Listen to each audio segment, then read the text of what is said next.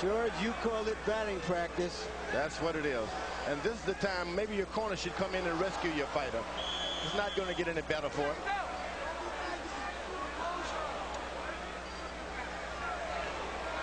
I have an old warrior that's taking a beating like that, and he doesn't show me anything this round. I'm going to throw the towel in myself. I'm going to keep him on the stool.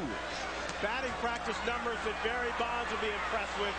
31 of 46 for Lennox Lewis in around 67%. Tyson landing just 4 punches, throwing only 17. Tyson told his corner he'd had enough. I believe, George, you're right. He might have been looking to end the fight on his stool. He seems virtually useless now, just taking punishment, maybe looking and hoping to bait Lewis into one punch. Yeah, I would give him the alternative. Look, Tyson, you put up this round or I'm going to stop the fight. I'm not just going to let your brains get beaten out doing nothing. Mike Tyson's stock is falling faster than Enron. Oh, good right hand by Mike Tyson. If you don't finish your guy off, that's what you can expect. You're not doing anything to him, so he'll do something to you. There's another good right hand. And I mean, he's aiming to come back on that right hand on top. Tyson knows he needs a knockout to win. He's never had a knockout past the 7th round. Lennox Lewis tripling Mike Tyson with a big uppercut, and Eddie Cotton separates the fighter. He's called it a knockdown, thinking that Tyson's knee touched the canvas. I'm not sure I saw that. I don't think I did either, Larry. Lewis unloaded.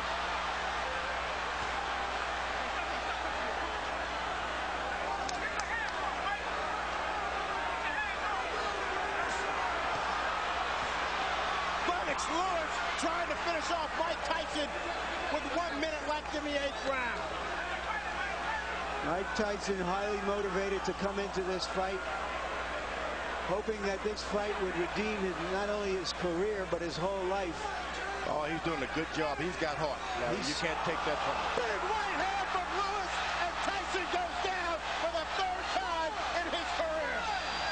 6, 7, 8, 9. It's over.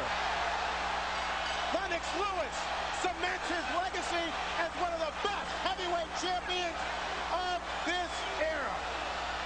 Nobody should be able to, there's no one in the world can take that from Lennox Lewis now.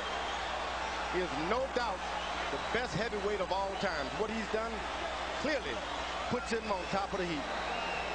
He fought a virtually perfect fight, George. There's no doubt about it. He did everything. He controlled it from the beginning. He was patient. He never let Tyson get off. Tyson looked old and slow. And you know, George, when you look back at history, at fighters like Tyson, from Dempsey to Marciano to Frazier, all of those fighters retired at the age of 32, and they were near the end of the rope at the age of 30. This type of fighter has to put so much effort into fighting the way he does that it's hard to sustain it. Where the boxer punchers like Joe Louis and Muhammad Ali, even Lennox Lewis, and Larry Holmes, all were able to fight closer to their mid-30s. It doesn't require that kind of maniacal conditioning to fight that fight. And we just saw a masterpiece of a boxer puncher in Lennox Lewis tonight. All I can say is that's right. Larry, here's the first knockdown. The knees clearly don't touch the ground. Yeah. Seems to me Eddie Cotton did his best to make this a more even fight than it was. But Lennox Lewis made it an uneven fight. And when you got the power and the reach, it's hard. Here's a knockout right on the chin. But that was just the coup de grace. It had been preceded by a tremendous amount of punishment. George, you talked about power. How's this? 15 of 19 power shots for Lennox Lewis, 79% in the 8th and final round. I'm telling you, this guy, he's a smooth operator and powerful operator. What can you say but 1, 2, 3, and all that? Lennox Lewis wanted this fight to prove that he was the best heavyweight of the 90s. This, in effect, was the last big fight of the 20th century. Let's send it into the ring now for the official particulars.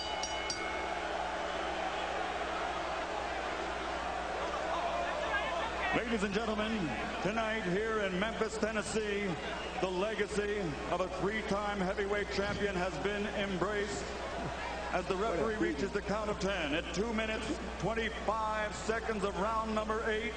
The winner by knockout victory and still the undisputed heavyweight champion of the world, the pride of Great Britain, Lennox Lewis.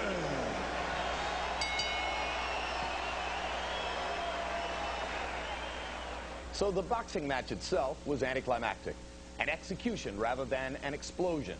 And by Monday, water cooler talk would center not so much on the details of Lewis's demolition of an outclassed opponent as on the bizarre post-fight interview conducted by both fighters in the ring with Jim Gray. Mike, have you changed your opinion now of Lennox Lewis? Well, no.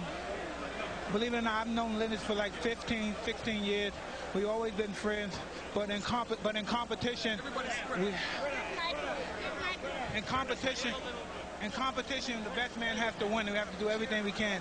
I'm happy for him to give me a fight. The payday was wonderful. I really appreciate it. And if you could be kind enough, I'd love to do it again. I think I could beat you if we try one more time.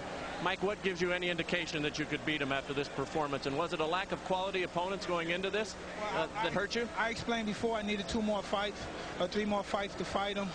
But I believe if I would have took that route, the fight probably would have never happened. He wouldn't have waited for me. And again, he was just splendid, a masterful boxer. I just take my hand off to you. And just please, if you can give me one more chance, I'd be greatly appreciative.